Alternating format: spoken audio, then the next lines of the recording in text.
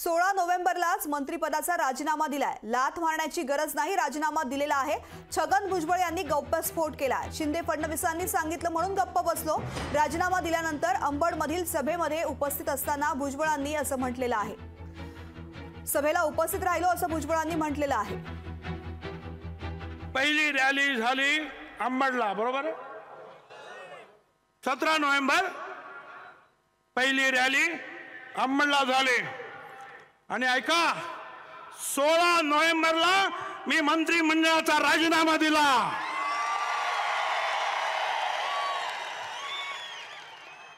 16 नोव्हेंबरला आणि मग अंबडच्या सभेला रवाना झालो।